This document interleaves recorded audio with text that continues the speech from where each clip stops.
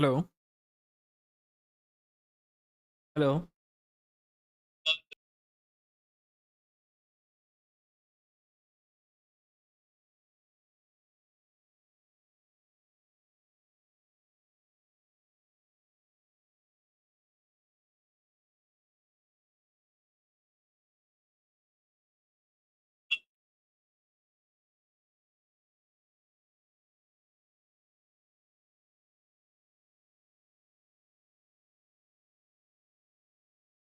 All right, so let me check the technicality whether I'm live or not.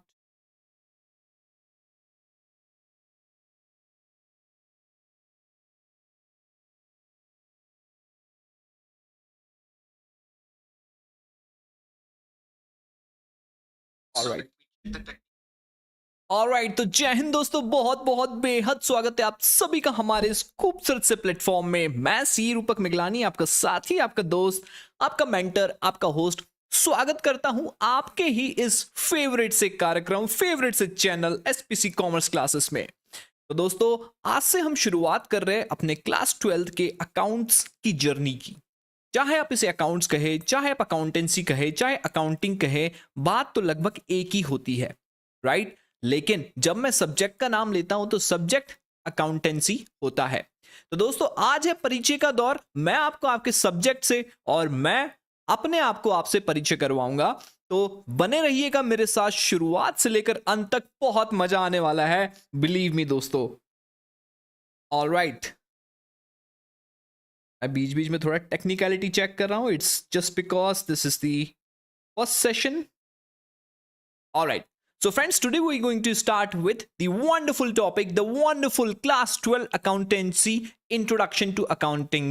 Right friends, तो दोस्तों, decision और number को decision में convert करने की जर्नी आज से हम यहां पे प्रारंभ करेंगे। ट्रांजैक्शन को डिसीजंस में, स्ट्रेटजीज में, रिकॉर्ड्स को स्ट्रेटजीज में कन्वर्ट करने की जर्नी आज से हम यहां पे प्रारंभ करेंगे। Yes, so friends, will welcome to a journey which will going to transform all the numbers into decisions, records into strategy. So friends, the session will lay down the foundation for everything you will master in class 12. आपको आज के session में पता चलेगा कि कौन कौन सी चीजें हमें क्लास 12th में इंपॉर्टेंटली पढ़नी है, क्या हमने मिस्टेक की थी क्लास 11th में, कौन सी चीजें क्लास 11 से यहां लिंक्ड होगी, ये सब मैं आपको बताते हुए चलूंगा। बहुत ही इंटरेस्टिंग होने वाला है सेशन, बहुत मजा आने वाला है। तो चलिए दोस्तों, आगे बढ़ते हैं। ऑलराइट, तो दोस्तों, अभी वक्त आ चुका है जहां पे मुझे अपना परिचय देना बहुत महत्वपूर्ण हो गया है आप सभी को। यस दोस्तों, मेरा नाम है सीए रूपक मिगलानी। मैं प्रोफेशन से चार्टर्ड अकाउंटेंट हूं। दोस्तों, मेरा प्रोफेशनल एक्सपीरियंस लगभग 10 साल का है। टीचिंग एक्सपीरियंस भी मेरा लगभग 10 साल का है। Teaching is my passion and that's the reason मैंने अपनी टीचिंग को हमेशा परस्यू किया, कभी नहीं छोड़ा, along side with my profession. Right, I taught more than 5000 plus students across the level. अगर मैं beyond the academics, beyond teaching की अगर मैं बात करूं, तो मैं एक मैराथनर भी हूं, जहां पे मैं दौड़ता हूं और मैंने अब तक 3 इंटरनेशनल फुल मैराथन्स कंप्लीट कर चुका हूं। तो ये मेरा छोटा सा एक ब्रीफ। अब चलिए थोड़ा सा डिटेलिंग में मैं आपको समझाता हूं। दोस्तों, जहां तक एकेडमिक की बात है, मैं अब तक यहां पे पढ़ा चुका हूं class 11, class 12 CA aspirants, MBA aspirants को। तो दोस्तों, मेरे पास एक ऐसा अनुभव आता है जहां पे मैंने इन सब को कैटर किया है और इनसे मुझे ये समझ में आया कि कौन से व्यक्ति को, कौन से बच्चों को कौन सी चीज कब समझ में आती, कौन से एग्जाम्पल से समझ में आती है। तो ये मेरी जर्नी में एक बहुत ही अच्छी चीज रही है अब तक, और मैं इन सब चीजों का निचोड़ आपके सामने लेके आया हूं। तो फ्रेंड्स, अगर मैं अपने प्रोफेशनल एक्सपीरियंस की बात करूं, तो मैंने काम किया है काफी सारे पीएसयू बैंक के साथ as an auditor. Right, so central bank of India, state bank of India, Indian bank, Punjab national bank, Indian overseas bank, bank of Maharashtra etcetera, इन सब का मैं ऑडिट के चलते एक कंसल्टेंट रहा हूं और आज भी हूं कई तौर तरीकों से। तो दोस्तों, बहुत सारी चीजें ऐसी मैंने बैंकिंग में देखी है जहां पे मुझे समझ में आया है कि अगर हम अकाउंट्स को अच्छे से समझते हैं, पहले से कंसेप्ट्स को अगर अच्छे से बनाते हुए चलते हैं, तो हमको इवन प्रैक्टिकल लाइफ में भी बहुत परेशानियां नहीं जाती है, बहुत इजीली चीजें होती है। और मैंने कहीं ना कहीं अपने एकेडमिक टीचिंग एक्सपीरियंस में ये देखा है कि बच्चे एमबीए तक तो पहुंच जाते, जॉब के जो इंटरव्यू होते हैं इंटरव्यू देने के लिए भी पहुंच जाते, परंतु उनके कंसेप्ट्स इतने वीक होते हैं ना कि वो लोग वहां पे आउट स्टैंड नहीं कर पाते, out of the box stand नहीं कर पाते और रिजेक्ट होते चलते हैं। तो दोस्तों इसलिए मैंने आज आपके सामने ये फैसला किया है कि क्लास 11 12 और बेसिक लेवल यानी कि सीए फाउंडेशन तक मैं आप लोग को अकाउंट्स बहुत ही मजेदार तरीके से प्रैक्टिकल अप्रोच से पढ़ाने वाला हूं। तो दोस्तों जहां तक मेरे अदर पोस्ट क्वालिफिकेशन कोर्सेज की बात है तो मैं एक फॉरेंसिक अकाउंटेंट भी हूं। फॉरेंसिक ऑडिटर कहा जाता था पहले, फॉरेंसिक अकाउंटेंट अब हो चुका है, मतलब फॉरेंसिक ऑडिट अब वर्ड यूज नहीं होता है, इसलिए I am using the word forensic accountant. I have completed this forensic accounting course from the ICAI, that is आपका favourite institute, institute of chartered accountants of India. I have also completed the post qualification course in public finance and government accounting. I have also completed the bank concurrent audit expert from ICI. So these are some of my professional post qualification courses. I am empaneled as faculty member with various institutes including Institute of Chartered Accountants of India, including Institute of Company Secretaries of India. इन सब के साथ मैं empanel हूँ as a faculty member. And मैं काफ़ी सारे edtech के साथ काम कर चुका हूं, यहां तक कि आईआईटी मद्रास जैसे बड़े प्लेटफॉर्म्स जो हैं जिनके डिजिटल प्लेटफॉर्म्स है उसमें भी मैं को ऑथर कर रहा हूं और आज तक करते हुए आया हूं। दोस्तों ये हुई मेरी बात अपने प्रोफेशनल एक्सपीरियंस की। और अगर मैं beyond professional experience and teaching experience की बात करूं दोस्तों, तो मैं आपको बताना चाहूँगा कि जैसे मैंने पहले कहा कि मैं एक पैशनेट रनर हूं, मुझे दौड़ने में बड़ा आनंद आता है। तो मैंने आज तक 3 फुल इंटरनेशनल मैराथन कंप्लीट किया है, इसके साथ साथ 10 से ऊपर हाफ मैराथन मैं कंप्लीट कर चुका हूं। Yes, so this is a brief introduction about me. My name is CA रूपक मिगलानी और मैं आपके साथ मौजूद हूं आज अकाउंट्स की एक कक्षा को प्रारंभ करने के लिए। तो कैसे हैं मेरे हिंदुस्तान के देशवासी, क्या आप मुझे सभी सुन पा रहे, देख पा रहे, समझ पा रहे या नहीं? जल्दी से मुझे कमेंट बॉक्स पे कमेंट करके बताएं। Yes, I want to listen who all have joined right now.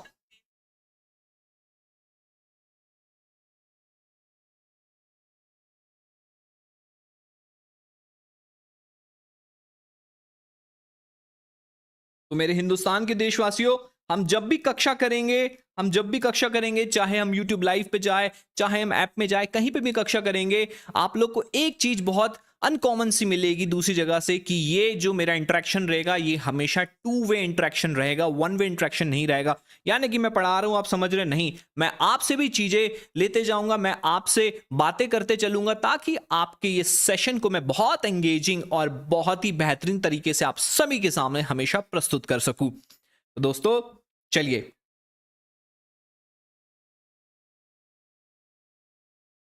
Alright, so friends keep on interacting with me, आप लोग को बड़ा मजा आएगा, पूरे अकाउंट्स की जर्नी में बहुत मजा आएगा।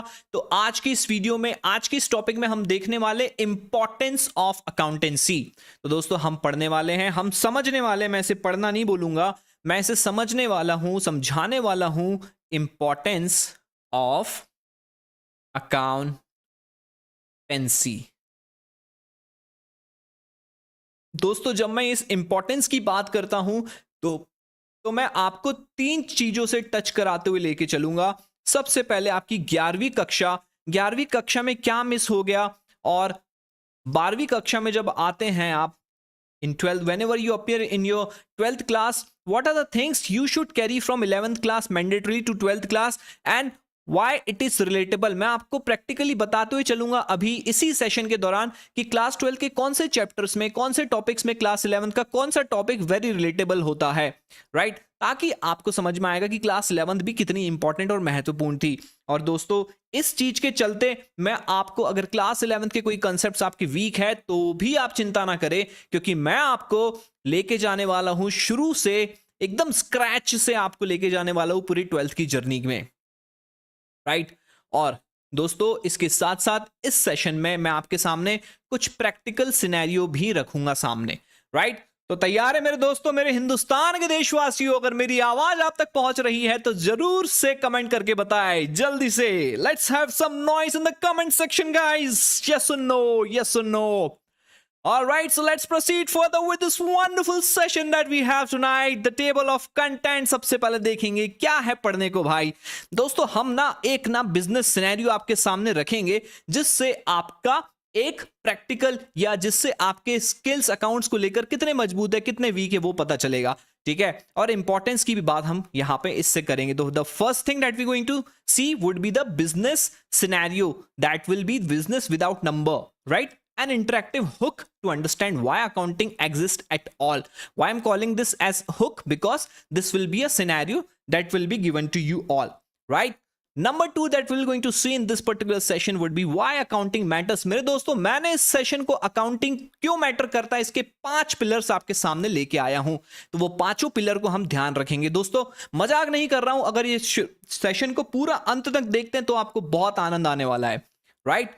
सो under this we're going to study the core importance of accounting with class 12th relevance. पूरा की पूरा ये सेशन हमारा डेडिकेटेड है क्लास 12th के रेलिवेंस को लेकर, इस सब्जेक्ट के रेलिवेंस को लेकर, राइट? फिर इसके साथ साथ हम देखेंगे कौन है, मतलब अकाउंटिंग की अगर मैं बात करता हूं ये किसके लिए कर रहे हैं भाई इतना तामझाम हम अकाउंटिंग का, वो भी हम देखेंगे। हु इज वॉचिंग का मतलब who all are the users of the accounting information we will going to understand with the help of some practical scenario and example. And number 4 will going to see class 12 shift. अगर आप class 12th में आ रहे हैं, 11वीं से 12वीं की journey आपकी कैसी रहने वाली है ये हम देखेंगे। 11वीं तक आपने क्या किया वो हम समझेंगे, 12वीं आप क्या करने वाले हैं ये भी हम देखेंगे। तो पूरा हम एक शिफ्ट ट्रांजिशन जो आपका आज हो रहा है 11वीं से 12वीं का, वो हम यहां पे देखने वाले हैं। फिर हम आपके साथ ये सेशन को कंक्लूड करेंगे। मैं अपनी वाणी को विराम दूंगा लगभग अब से 1 घंटे बाद, तो हम कंक्लूड करेंगे एक बहुत ही इंटरेस्टिंग सी प्रैक्टिकल केस स्टडी जो मैं आपको दूंगा उसके पश्चात, राइट? तो friends this are the things that we going to see in our today's session. चलिए तो आगे बढ़ते हैं मेरे दोस्तों, मेरे हिंदुस्तान के देशवासियों, मेरे बच्चों। अब मैं आपके सामने एक चीज बोल रहा हूं, एक चीज आपको दे रहा हूं, ठीक है? चलिए अब क्या करिए, आप जो जो ये सेशन देख रहे हैं, ठीक है, मेरी बातों को ध्यान से सुने, ईयरफोन लगा ले कान में, राइट?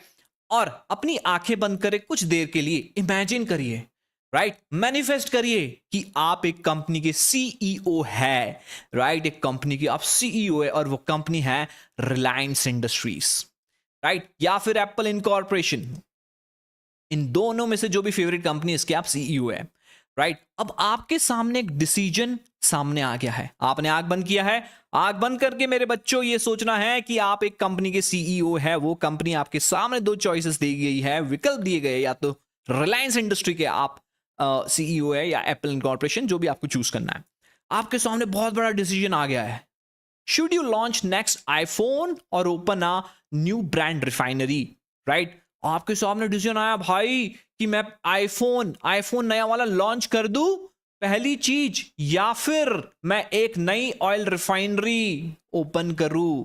ये 2 बड़े बड़े डिसीजन भाई, बड़े बड़े डिसीजन आपके सामने आ गए हैं।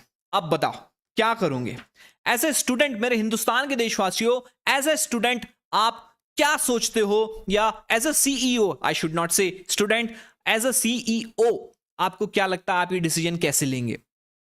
मैं वापस रिपीट करता हूं मेरे हिंदुस्तान के देशवासियों, मेरे प्यारे प्यारे नन्हे मुन्ने बच्चों, कि आपने आंखें बंद किया, आंखें बंद करके इमेजिन किया कि भाई मैं रिलायंस इंडस्ट्री का सीईओ हो, मैं एप्पल इनकॉर्पोरेशन का सीईओ, और आपके सामने डिसीजन आ गया एप्पल का नया फोन लॉन्च करना है और रिलायंस इंडस्ट्री के अगर सीईओ तो नई ऑयल रिफाइनरी खोलना है। अब क्या फैक्टर्स आप ध्यान में रखेंगे इस निर्णय को लेने के लिए? ये आपके सामने है, ये सारी चीजें आपके सामने। तो मैं आपको 1 मिनट का, 30 सेकंड का, 60 सेकंड का वक्त देता हूं। आप सोचिए क्या क्या फैक्टर्स आप सोचेंगे ये निर्णय लेने से पहले, क्या चीजें आपके सामने होनी चाहिए, आपको क्या क्या सोचना है? What to think, you have to think following. What are those things? Number 1 कि कौन से डॉक्यूमेंट आपको चाहिए या कौन सी इंफॉर्मेशन आपको चाहिए डिसीजन लेने के लिए, राइट? नंबर 2 क्या आप डिसीजन लेंगे या नहीं लेंगे? तो सबसे पहला तो आपको यह आता है कि डिसीजन ले या नहीं, और डिसीजन लेना है तो कौन सी चीजें आपको चाहिए। यस, मुझे कमेंट करके बताएं, मुझे कमेंट करके बताएं इस चीज के बारे में।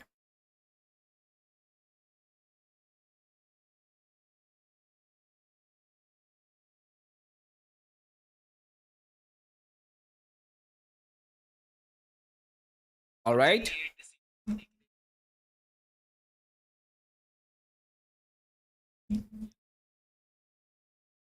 ऑलराइट दोस्तों, तो दोस्तों इस प्रकार का अगर डिसीजन लेना है तो आपके लिए एक सीईओ के लिए सबसे बड़ा नाइटमेयर क्या होगा ये डिसीजन लेने के लिए। मैं जो आपके सामने निर्णय रखा था, ये डिसीजन रखा था, ये डिसीजन आप लोगे, राइट। लेकिन आपके लिए सबसे बड़ा नाइटमेयर एज अ सीईओ क्या होगा कि आपको कैश पोजीशन ही नहीं पता। ये आपको पता ही नहीं है, कोई आइडिया ही नहीं है कितना कैश है या कितने वो चीजें हैं, एसेट्स है। मैं यहां पे एसेट्स वगैरह यूज करूंगा, राइट। मैं जानता हूं आप 12वीं में हैं, तो आप 11वीं से आए तो आप समझते हैं अकाउंटिंग टर्मिनोलॉजीज, लेकिन नहीं भी समझते तो घबराना नहीं, क्योंकि आगे चल के हम बहुत सारी चीजें डिस्कस करने वाले। बट फॉर नाउ मैं एसेट्स को रिप्लेस करता हूं विथ वर्ड रिसोर्सेस। मेरे बच्चों, आपके पास ऐसे रिसोर्सेस नहीं है जो बहुत जल्दी कैश में कन्वर्ट हो सके, राइट। मतलब कैश की पोजीशन पूरी तरीके से अननोन है। तो क्या आप इस प्रोजेक्ट को, क्या आप ये डिसीजन को फंड कर पाओगे? पहली चीज, राइट। ये सपना, हम डरावना सपना देख रहे हैं सीईओ का, अगर उसके सामने ये सारी चीजें अननोन हो गई तो उसके लिए भयावह, एकदम भयावह नाइटमेयर होगा, right. Can you fund this project without knowing the cash position? Answer is no.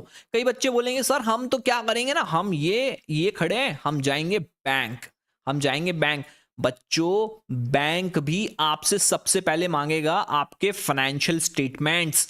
Bank भी आपसे सबसे पहले क्या मांगेगा? आपके फाइनेंशियल स्टेटमेंट्स, ठीक है। आप फाइनेंशियल स्टेटमेंट्स के साथ अगर आपने फाइनेंशियल स्टेटमेंट दे भी दिया, उसमें आपकी कैश की पोजीशन वीक है, तो वो आपको बहुत सारे दूसरे सवाल पूछेंगे जिस पे अभी हम डीप नहीं जा रहे।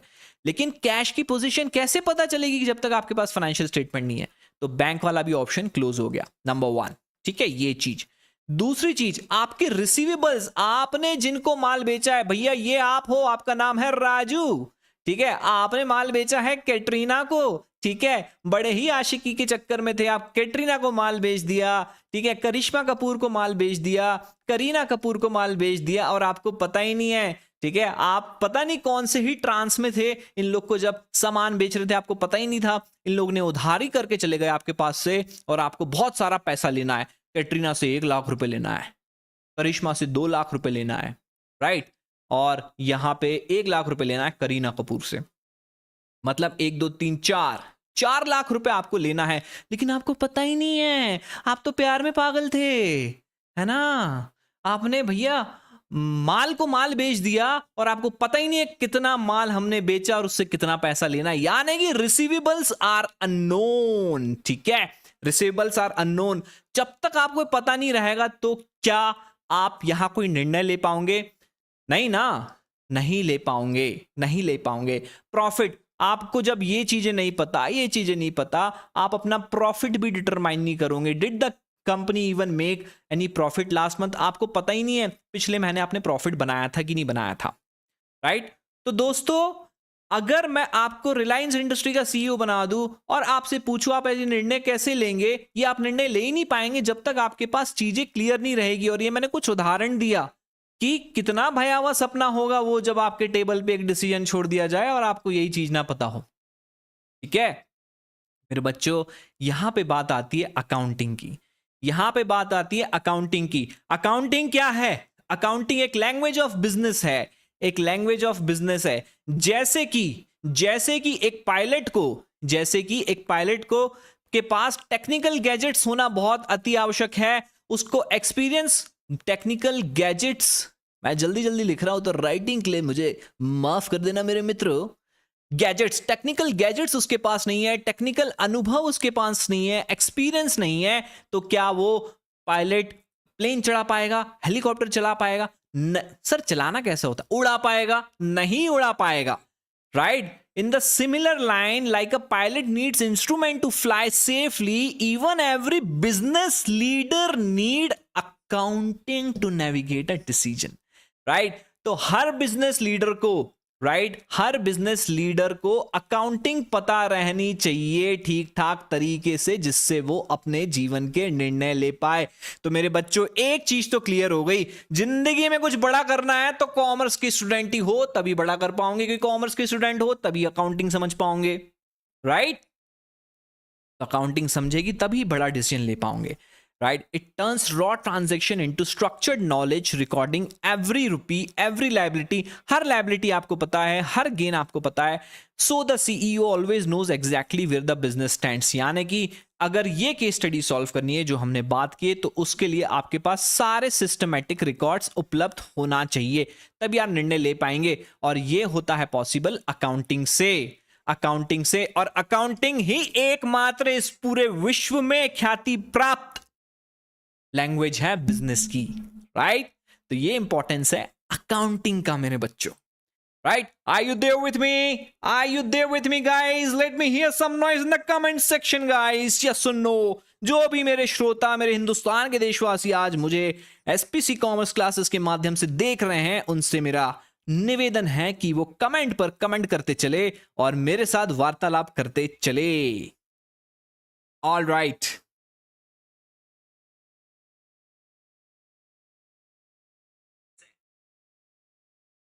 all right, so let's move further. The second thing that we're going to discuss today is the core content. मेरे दोस्तों, अकाउंटिंग के 5 पिलर्स, अब मैं यहां से आपसे बात करूंगा। अकाउंटिंग के 5 पिलर्स आपके सामने मैं प्रस्तुत करूंगा और इस 5 पिलर्स को मैं क्लास 12 से कैसे रिलेटेबल है वो मैं आपको बताऊंगा। यानी कि मैं यहां पे आपको अकाउंटिंग का कोई ऐसा परिचय नहीं दे रहा हूं जो सिर्फ एक क्लास लेना है तो यहां पे आ गए। नहीं बच्चों, आपको मैं बहुत स्क्रैच से धीरे धीरे आहिस्ता आहिस्ता लेके चलने वाला हूं, right? So accounting is not मरली अ स्कूल सब्जेक्ट। अकाउंटिंग मात्र एक स्कूल का विषय नहीं है, ये हर एक बिजनेस की रीढ़ की हड्डी है। हड्डी नहीं, हड्डी है, ठीक है? तो दोस्तों, it's the backbone of every business, right? So friends, let's talk about the 5 powerful pillars of accounts. Let's move ahead and talk about the number 1 thing, systematic records. Pillar 1 is systematic records. मेरे बच्चों, जब हम 11वीं में थे तो सबसे पहला जो लेक्चर आपकी मैडम ने, अगर आप किस्मत वाले थे और अगर आप किस्मत वाले नहीं थे तो आपके सर ने आपको एक परिभाषा पढ़ाई होगी अकाउंट्स की कि भैया accounts is a systematic record and blah blah blah blah blah, है ना? वो सारी चीजें, वो स्टेप याद करो, ठीक है? तो सिस्टमैटिक रिकॉर्ड होता है, ये आपको बताया गया था।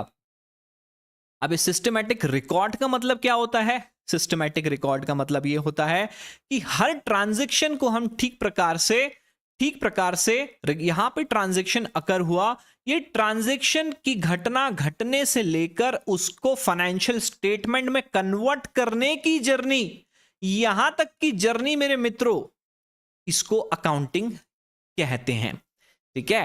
सो accounting creates a permanent chronological record. When I say chronological, it's a sequential record, right? अब ये सिस्टमैटिक रिकॉर्ड्स जो है ये हम 11वीं में पढ़ते हैं। अब मैं सिस्टमैटिक की रिकॉर्ड की अगर बात कर रहा हूं तो रिकॉर्डिंग, बुक कीपिंग, यानी कि जर्नल मैं बहुत डीप में अभी फिलहाल नहीं जा रहा हूं इस चीज को लेकर, बाकी हम बात जरूर करेंगे आगे चल के बहुत अच्छे से। जर्नल में आप सबसे पहले रिकॉर्ड करते हैं, ठीक है? जर्नल एंट्रीज पास करते हैं, बुक्स ऑफ ओरिजिनल एंट्री, फिर आपका ये जाता है लेजर में जाने के बाद ये जाता है, फिर ट्रायल बैलेंस बनता है, ट्रायल बैलेंस बनने के बाद इससे फाइनेंशियल स्टेटमेंट बनते हैं, फाइनेंशियल स्टेटमेंट में मतलब profit and loss account, balance sheet, ये सारी चीजें होती है, cash flow statement, notes to account and what not, ठीक है? तो आपने अपने 11वीं की कक्षा में आपकी मैडम ने, अगर आप किस्मत वाले थे तो मैडम ने, और अगर किस्मत वाले नहीं थे तो आपके सर ने आपको बहुत अच्छे से ये बताया है कि भैया हम एक सोल प्रोप्राइटर के फाइनल अकाउंट्स कैसे फाइनल करते हैं, ठीक है? तो ये पिलर 1 है आपकी अकाउंटिंग का। सिस्टमैटिक रिकॉर्डिंग आपको ठीक प्रकार से आनी चाहिए। जब आपकी सिस्टमैटिक रिकॉर्ड की मैं बात करता हूं तो आपको यहां पे 3 प्रकार के अकाउंट, पर्सनल, रियल, नॉमिनल, ये बहुत अच्छे से समझने चाहिए। और इसके साथ ही साथ आपको golden rules of accounting, traditional approach, modern approach, ledgers के rule, balancing of ledger, right, how to make trial balance and what not, ये सारी चीजें पता रहनी चाहिए। अब मुद्दे की बात, सर ये कैसे मैटर करता है क्लास 12th में? मेरे हिंदुस्तान के देशवासियों, ये मैटर करता है क्लास 12th में। बच्चों, क्लास 12th में कुछ ऐसे चैप्टर्स है आपको जो आपको देखिए आपने एक बेसिक अकाउंटिंग सीख लिया क्लास 11th में, अब क्लास 12th में आपको स्पेशलाइजेशन सीखना है, मतलब पार्टनरशिप, कंपनी अकाउंट्स, ठीक है, cash flow statement, financial statement analysis, ये स्पेशलाइजेशन अब आप सीखेंगे तो आपको ये माना जाएगा कि भैया आपको बेसिक चीजें पता है। तो ये सारे सिस्टमैटिक ऑफ रिकॉर्ड जो है आपको काम आएगी। फॉर एग्जाम्पल इसका एप्लीकेशन के एग्जाम्पल मैंने लिए, admission of a partner, dissolution of a partnership. मेरे बच्चों जब एडमिट होता है पार्टनर, कोई पार्टनर एडमिट कहाँ, हॉस्पिटल में नहीं, बिजनेस की पार्टनरशिप में जब वो एडमिट होता है तो बहुत सारी चीजों पे हमें ध्यान देना होता है। गुडविल, मैं अभी यहाँ पे लिख रहा हूं, एक ब्रीफ में समझा भी दूंगा ये सब क्या होते हैं। गुडविल पे आपके चेंजेस होते हैं, उन लोग के कैपिटल अकाउंट, पूंजी, इस पे आपके बहुत सारे स्ट्रक्चरल चेंजेस होते हैं, सिग्निफिकेंट चेंजेस होते हैं। एसेट, एसेट का बढ़ना घटना, ये सारी चीजें होती है जिसके माध्यम से हम रिवेल अकाउंट एक बनाते हैं, ठीक है। और इसके साथ साथ हमारे बहुत सारे पीएनएल एप्रोप्रिएशन की जैसी चीजें यहाँ पे होती है। तो कुछ ऐसी प्रकार की चीजें होती है जब भी कोई पार्टनर आता है, जब भी आपकी पार्टनरशिप डिसॉल्व होती है। तो मेरे बच्चों ये सब चेंजेस करने के लिए भी, अच्छा सबसे पहले बता दो गुडविल क्या है। गुडविल आपके बिजनेस की इज्जत के चलते आपको कितना भविष्य में पैसा मिलने वाला है, ठीक है। मान के चलिए एक बाजार में दो हलवाई बैठे हैं, जब मैं हलवाई की बात करूं मतलब मिठाई बनाने वाला, एक बाजार में दो हलवाई बैठे हैं, एक हलवाई के पास नॉर्मल धंधा होता है, दूसरे हलवाई मतलब वो 10,000 रुपए कमाते हैं, नॉर्मल लोग कमा लेते एक दिन में हलवाई, आई am just giving an example. दूसरा वही हलवाई उसी बाजार में 12,000 रुपए कमा लेता है, जबकि माल वही बेचता है, मलाई पेड़ा बेचता है, शक्कर वो भी डालता है, सारे इंग्रेडिएंट्स वो भी वही यूज करता है, लेकिन उसको 12,000 क्यों मिलते हैं? उसकी गुडविल के कारण, उसकी छवि, लोग उसको जानते हैं कि भाई ये हाइजेनिक है, ये डॉली वाली टपरी के जैसे चाय नहीं बना के बेचता है, ये पूरी तरीके से हाइजेनिक है, और दूध जो वो डॉली वाला ऐसे थूक लगा के आपको देता है ना चाय, वैसा नहीं करता है, ठीक है। तो इसका नाम थोड़ा गुडविल और अच्छा है। सर आप तो उल्टी बात कर रहे हो, गुडविल अभी डॉली वाले ने तो फ्रेंचाइजी खोल ली, अरे भाई खोल ली होगी, तुम भी जाके ले लो, I am just giving an example, right. तो फ्रेंड्स, यस, तो इसे कहते हैं गुडविल। आपकी इज्जत के चलते आपको बिजनेस में कितना फायदा होने वाला है। कैपिटल मतलब पूंजी, एसेट्स का बढ़ना घटना, पीएनएल एप्रोप्रिएशन मतलब पार्टनर्स में जब कोई चीज बांटते हैं तो उसे हम बांटते हैं किसके माध्यम से, उसे हम बांटते हैं आपके पीएनएल एप्रोप्रिएशन अकाउंट खोल के। तो मेरे दोस्तों ये सारी चीजें तभी कर पाओगे जब आपने पुरानी पिछली चीजों का सिस्टमैटिक रिकॉर्ड बना के रखा हो डे वन से। जब मैं सिस्टमैटिक रिकॉर्ड की बात करूं तो इनकी पुरानी जर्नल एंट्रीज पूरी अच्छे से हुई रखी हो, लेजर पूरे अच्छे से बने थे, इनके पुराने पीएनएल बैलेंस शीट वो सब चीजें अच्छे से बनी थी, तभी आप ये सारी चीजें संभव कर पाओगे। मतलब ये तो आपने 11वीं में सीख लिया, अब ये आपको 12वीं में सीखना है, ठीक है, right. So in class 12th this is possible only when you have made the journal entries properly. This will create a chronological audit trail, मतलब आपको पता रहेगा कहां से चीज कौन सी कहां आई है, राइट। दोस्तों मेरा हमेशा टीचिंग का एक जो अप्रोच रहेगा वो हमेशा एक प्रोफेशनल जब मैं बात करूं तो मैं आपको प्रैक्टिकल टच देना चाहता हूं, तो थोड़ा सा आपको डीप में लेके चलूंगा, जहां जहां जरूरत है और जहां नहीं जरूरत है वहां पे मैं नहीं लेके चलूंगा। तो बस आंख बंद करके जब आप मेरे ऊपर चीजें छोड़ देंगे तो मैं आपको गारंटी देता हूं कि जो आप सपना अपने लिए भी नहीं देखे होंगे ना, वो मैंने आपके लिए देखा है, ठीक। Next, ledger balances become the raw material for final accounts. Obviously ledger will be an important part. Adjustment, बहुत सारे एडजस्टमेंट होते हैं पार्टनरशिप में, ये सब मैंने जो बात किया ये सब संभव तभी है जब आपने डे वन से ओरिजिनल एंट्रीज, लेजर ये सब अच्छे से किए हुए रखे हैं, राइट।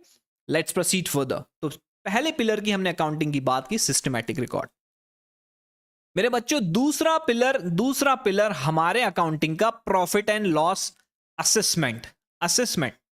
बच्चों मेरे को एक चीज बताओ, 11वीं में आप क्या सीखते हैं? 11वीं में सर हमने जर्नल सीखा, और सर हमने लेजर सीखा, और सर हमने टीबी बनाना सीखा, और सर हमने फाइनल अकाउंट सोल प्रोप्राइटर के बनाने सीखे। उसमें क्या सीखा बच्चों? सर पीएनएल सीखा और सर बैलेंस शीट सीखा, बस। तो ये जो संभव हुआ, ये संभव तभी हो पाया जब आप जर्नल कर पाए, लेजर कर पाए, टीबी कर पाए, तभी आप प्रॉफिट एंड लॉस तक पहुंच पाए, ओके। अब दोस्तों इसका 12वीं में क्या काम है? सबसे पहले बात कर ले वापस, प्रॉफिट एंड लॉस क्या करता है। तो सब प्रॉफिट एंड लॉस अकाउंट आपको बताता है कि आपने किसी अकाउंटिंग पीरियड के दरमियान कितना पैसा कमाया, कितना गवाया, क्या खर्चे हुए, क्या रेवेन्यू हुई, ये सारी चीजें आप जानते हैं प्रॉफिट एंड लॉस के माध्यम से, राइट। तो हर बिजनेस आपका एग्जिस्ट करता है पैसा कमाने के लिए, ठीक है। हमारे जीवन का मोटिवेशन क्या है, पैसा। आओ भैया, पैसा ही पैसा होगा।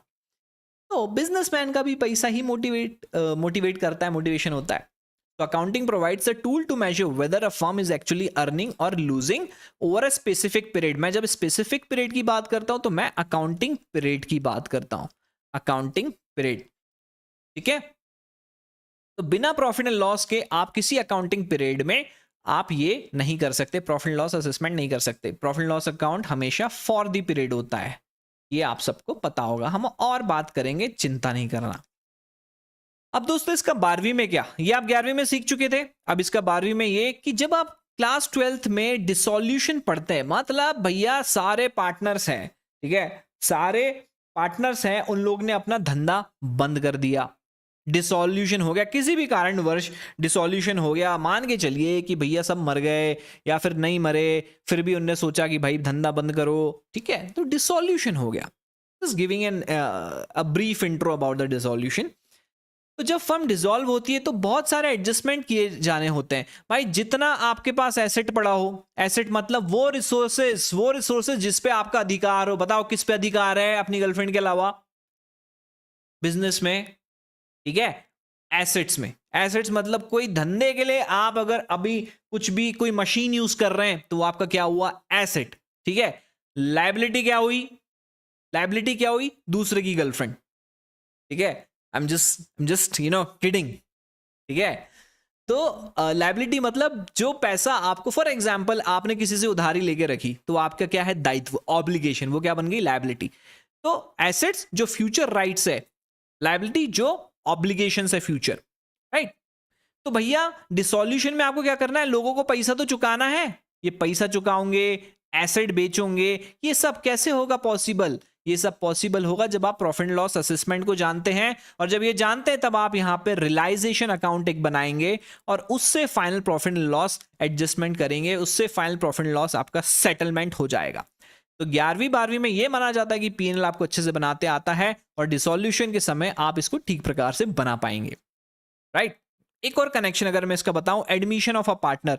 अगर पार्टनर एडमिट होता है, कहां, हॉस्पिटल में नहीं, पार्टनर अगर एडमिट होता है आपके पार्टनरशिप फर्म में, तो तब आपको बहुत सारे एडजस्टमेंट्स, गुडविल के एडजस्टमेंट, ठीक है, by way of sacrificing ratio, by way of new partner sharing ratio, ये सब चीजें को ना मद्देनजर रखते हुए कुछ ना कुछ एडजस्ट करना पड़ता है, ठीक है। अब गुडविल कैसे कैलकुलेट होता है, अच्छा गुडविल क्या है, अरे भाई आपकी इज्जत के वजह से आपको धंधे में कितना प्रॉफिट होगा। अब ये कैसे, अब मैं तुमको बोलूं कि भैया एक व्यक्ति है राजू, है ना, राजू की इज्जत के वजह से मार्केट में उसको बहुत फायदा होने वाला है, मैं मान लूंगा क्या, नहीं, मैं उसका पुराना प्रॉफिट देखूंगा कि भाई इसकी वाकई में इज्जत है कि नहीं है, ऐसी बोल रहा है, ठीक है। तो पुरानी इज्जत कैसे पता चलेगी, पुराने प्रॉफिट से।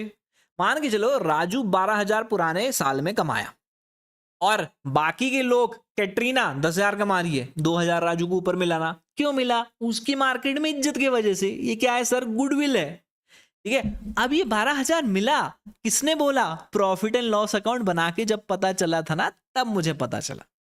तो ये कैसे संभव है, ये संभव है गुडविल निकालना, गुडविल के एडजस्टमेंट करना, only after when you know the profit and loss account in detail and in a very good way, right?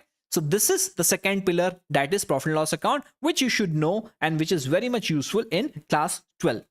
All right, तो मेरे हिंदुस्तान के देशवासियों, अभी तक हम यहां पहुंच चुके हैं अपने अकाउंट्स के सेशन में, पहला सेशन, और मैं आप सभी से जानना चाहता हूं कि आप लोग सब कैसे हैं, और जरूर से कमेंट करके मुझे बताएं कि अब तक का ये सेशन कैसा चल रहा है, कैसा लग रहा है। Come on guys, have some noise in the comment section. Let me hear some noise. Yes or no? Yes or no? Yes or no? मजा आने वाला है अकाउंट्स में, धड़ाधड़ मजा आएगा। पूरा साल हम ऐसा निकालेंगे, आपने जो सपना नहीं देखा होगा वो मैं अपनी आंखों से आपके लिए वो सपना देख रहा हूं कि आपको हिंदुस्तान में अकाउंट्स का मास्टर बनाने आया हूं।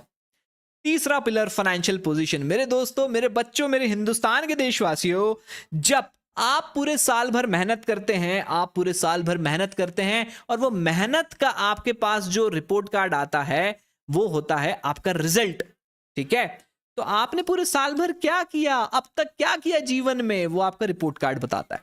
ऐसी बिजनेस में आपकी फाइनेंशियल औकात आपकी बैलेंस शीट बताती है, राइट। तो फाइनेंशियल बैलेंस शीट या फाइनेंशियल पोजीशन हमें ये पता रहना चाहिए। और 11वीं में 11th में आप इसको बहुत अच्छे से पढ़ के आते हैं, फाइनेंशियल स्टेटमेंट जब आप फाइनल अकाउंट्स बनाते हैं, राइट। तो दोस्तों ये माना जाता है कि आपको बैलेंस शीट बनाते, फाइनेंशियल स्टेटमेंट बनाते आता है। तो इसका यूज कहां होता है सर? 12वीं में। मेरे बच्चों, इसका यूज 12वीं में होता है कंपनी अकाउंट्स में। एक चैप्टर होता है कंपनी अकाउंट्स, एक चैप्टर होता है कंपनी अकाउंट्स। बच्चों, कंपनी अकाउंट्स में कंपनीज एक्ट के अनुसार, अभी तो क्या ये ऐसा खींचा सर, हमने यहां पे पीएनएल लिखा, यहां डेबिट लिखा, यहां क्रेडिट लिखा, खींच दी लाइन, बन गया प्रॉफिट लॉस अकाउंट, ले भाई इतना प्रॉफिट, ले भाई इतना लॉस। ऐसा करते थे? नहीं। अब क्या करना पड़ेगा भैया? एक्ट के अनुसार। एक्ट क्या होता है सर? सर कानून के अनुसार। कानून क्या होता है? वही कानून जब ट्रैफिक पुलिस से आप बच के निकलते और वो आपको रोकने की कोशिश करता है, तो वो कानून के तहत करता है कि तूने सिग्नल तोड़ा, तेरे को रोक के रहूंगा और पैसा जुर्माना लेके रहूंगा।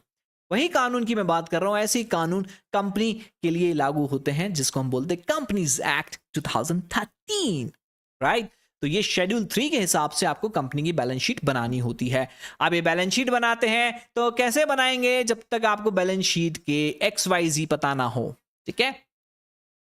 और ये बनाने के बाद आप क्या करते हैं? Analysis of financial statements. Analysis of financial statement दोस्तों, वैसे ही एनालिसिस जैसे कि हम स्टॉक मार्केट में फंडामेंटल एनालिसिस करते हैं, वैसे ही फाइनेंशियल स्टेटमेंट एनालिसिस करते हैं, राइट। दोस्तों यकीन मानिए, मैं आपके सामने इतने प्यार से, इतने अच्छे और प्रैक्टिकल तरीके से, इंटरेस्टिंग तरीके से आपके सामने सारे सेशंस लाने वाला हूं ना, कि रियल NSE BSE मार्केट में एनुअल रिपोर्ट डाउनलोड करके उसका शेयर प्राइस ट्रैक करके आपको मैं समझाऊंगा कि इसके फाइनेंशियल स्टेटमेंट अच्छे हैं या बुरे हैं, अगर आप मेरे साथ अच्छे से चीजें समझते हुए चले तो, राइट। कभी सुना है? नहीं सुना होगा कि ऐसे भी कोई पढ़ाता है।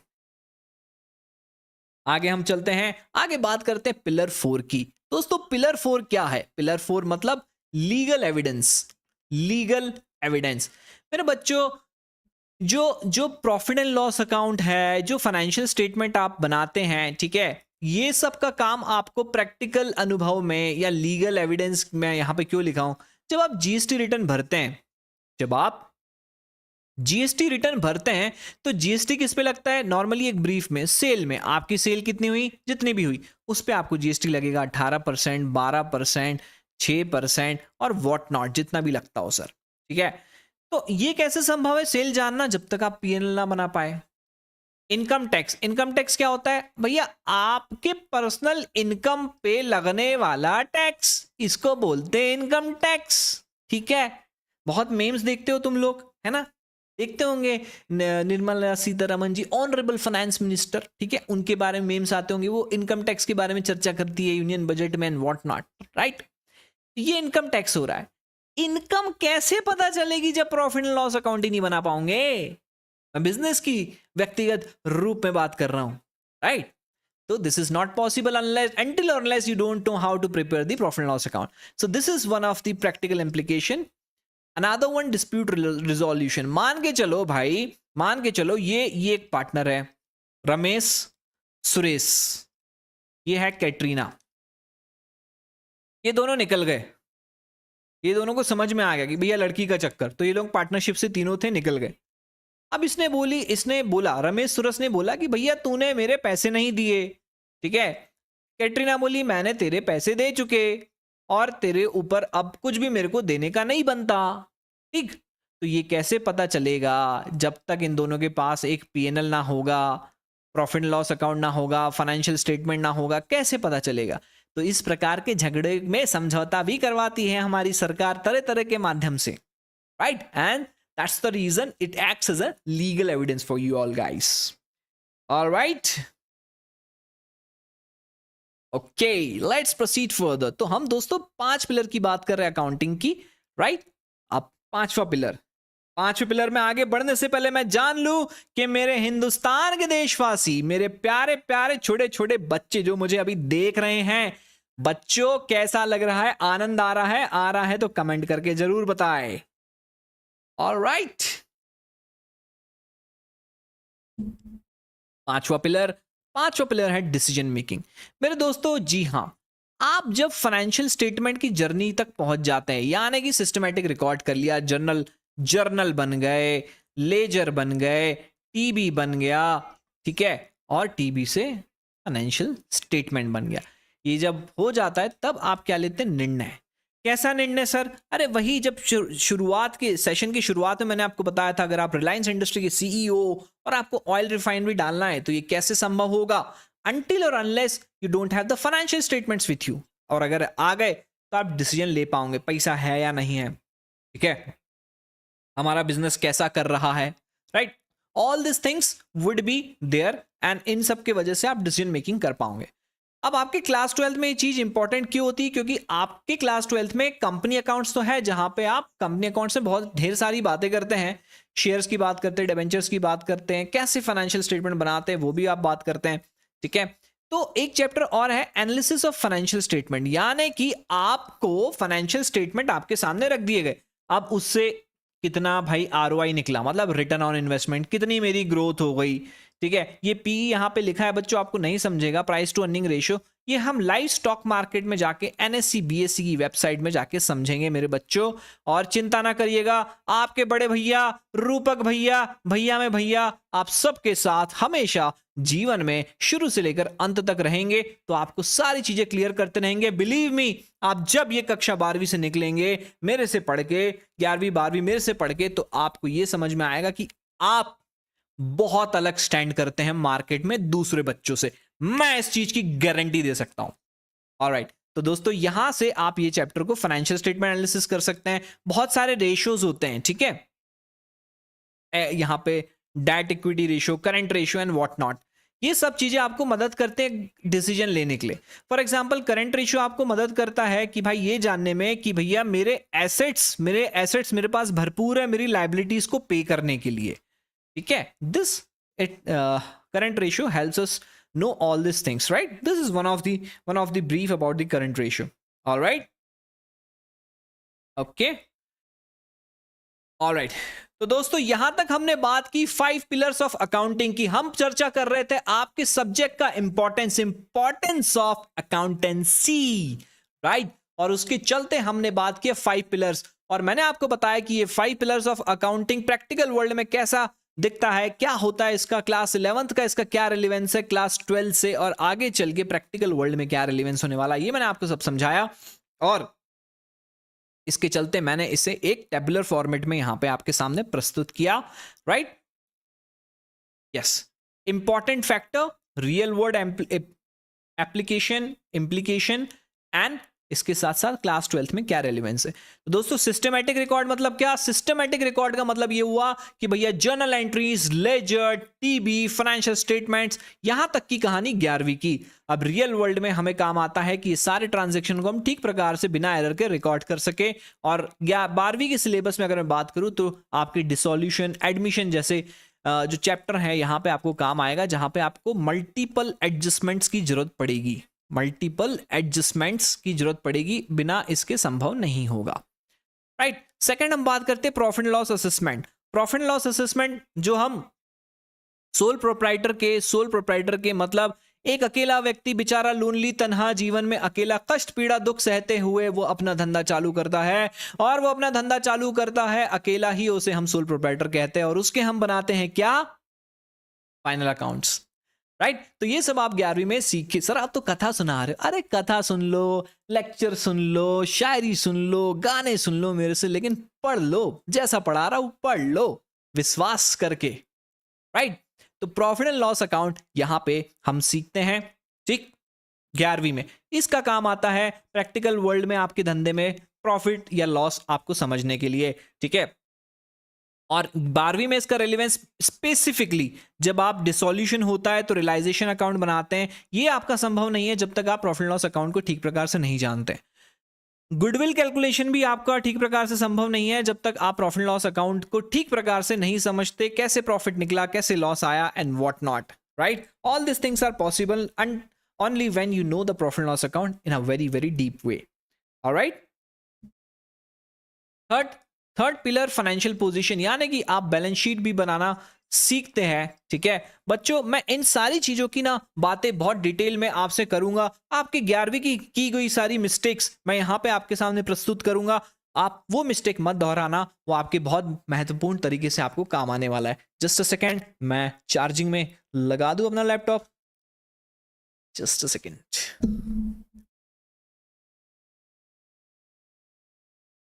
Alright, okay. अब बैलेंस शीट का क्या रेलिवेंस है भाई? आपका हेल्थ आपके बैलेंस शीट, आपका फाइनेंशियल पोजीशन, हेल्थ आपके बिजनेस का बताता है।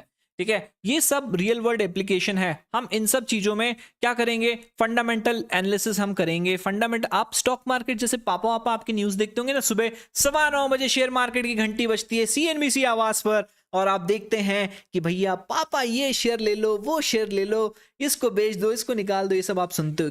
कैसे पापा डिसीजन लेते, कभी पूछना उनसे। ठीक है, कल पूछ के आना। तो ये सारी चीजें पॉसिबल होती है फाइनेंशियल पोजीशन को ठीक प्रकार समझ के। अब इसका 12वीं में क्या लेना देना है? कंपनी की बैलेंस शीट आप बनाते हैं और वो बैलेंस शीट से आप रेशियो एनालिसिस करते हैं। बैलेंस शीट रेशियो एनालिसिस आप P&L से भी करते हैं, बैलेंस शीट से भी करते हैं। ठीक है। चौथा, लीगल एविडेंस। लीगल एविडेंस यानी कि ये सारी चीजें जो है फाइनेंशियल स्टेटमेंट जब आप बना लेते हैं तो टैक्स रिटर्न भरने में, कोर्ट में ये प्रूफ आपका निकल के आता है कि आपकी इतनी आय थी और उसके अनुसार आपने सारी चीजें ठीक ठीक की है। राइट। क्लास 12th में इसका क्या रिलेवेंस होता है? आपके टैक्सेशन रिलेटेड जो चीजें हैं क्लास 12th में, उसमें उसके कॉन्टेक्स्ट में काम आता है। फिलहाल में ये चीजें आपके इसमें नहीं है तो मैं इसको यहां से हटा रहा हूं, बट स्टिल हम इसको जिज्ञासा के तौर पर, क्यूरियोसिटी के तौर पे जरूर क्लास 12th में समझेंगे और कहीं ना कहीं सब चीजों को रिलेट करेंगे। ठीक है। Next, decision making. GST accounting हमने देखा है 11th में चीजें कैसी रहती है। ठीक है, अकाउंटिंग जैसी रहती है वैसी ही चीजें रहती है। एक बार और ब्रशअप करेंगे, इसलिए मैंने यहाँ पे जीएसटी इनकम टैक्स यहाँ लिख दिया है। क्लास 12th में एक बार और ब्रशअप कर लेंगे। तो ब्रश कर लेंगे कैसा बोल रहे हो आप? अरे ब्रश कर लेंगे मतलब वापस से रिकैप कर लेंगे जो आपने गलतियां 11वीं में दोहराई थी, कि नहीं करी थी, उसको यहां नहीं दोहराएंगे। सर क्यों ऐसा बोल रहे हैं? अब तो हम 12वीं में हैं, क्योंकि 12वीं भी 11वीं से थोड़ा बहुत रिलेटेड है। तो इसलिए आपके सर, आपके भैया रूपक भैया, भैया आपको समझाने आएंगे, गलतियों को, आपके पाप धुलवाने आए हैं आपके साथ, सभी का साथ, सभी का विकास करने। सर कितना बोलते हो, इसलिए तो टीचर बना हूं। ठीक है, चलो।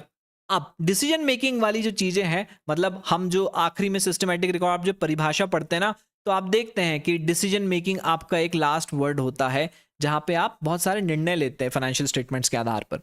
तो ये शेयर्स और डेबेंचर्स, कितना पैसा लगाना है, कितना पैसा नहीं लगाना है, कितना बाहर से फंड रेस करना है, कितना नहीं करना है, ये सारी चीजों को लेकर निर्णय जो लिया जाता है वो इसके आधार पर लिया जाता है कि आपके फाइनेंशियल स्टेटमेंट्स कितने स्ट्रांग है। और 12वीं में आपको ये यूज होता है आपका chapter analysis of financial statements में। राइट। तो this how the things are carried out. Okay, alright, okay. So friends, we spoke about multiple things over here, right? We were supposed to talk on various aspects of importance of accountancy under class 12th and in a practical world overall. When I talk about accounting, accountancy, right? इसका मतलब ये नहीं है कि ये कोई subject है आपके 12वीं का, ये एक स्किल है, ये एक आर्ट है जिसको सिखाने में आपके साथ, सभी के साथ मौजूद हुआ हूं इस प्लेटफॉर्म के माध्यम से। Right.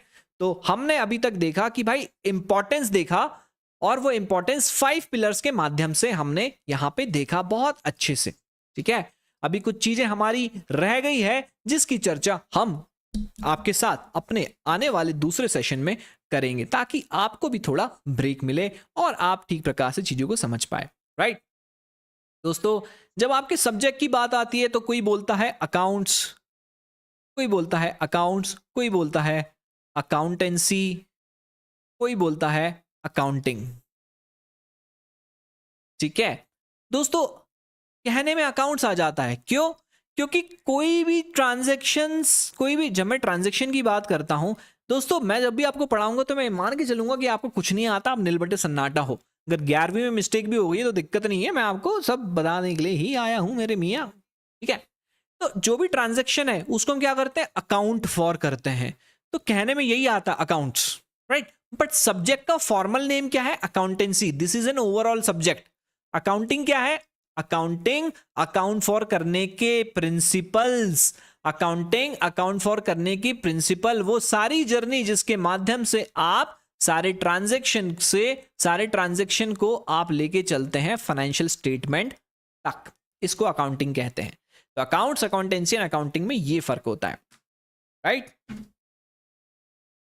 All right, I hope आप सभी को ये चीजें बहुत बेहतर तरीके से समझी और आपको कहीं ना कहीं एक जिज्ञासा बन के निकल के जरूर आई होगी कि हाँ सर, अकाउंट्स का सब्जेक्ट बहुत इंटरेस्टिंग है, राइट। तो मुझे आशा है, उम्मीद है, विश्वास है मेरे हिंदुस्तान के देशवासियों कि आप सब मेरे साथ मजे कर रहे हैं अकाउंट्स के इस टॉपिक में।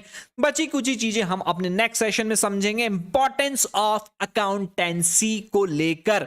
यस, तो दोस्तों वापस से मुझे एक बार कमेंट करके जरूर बताएं कि आपको इस सेशन कैसे लगा, जरूर से कमेंट करके बताना, ठीक है।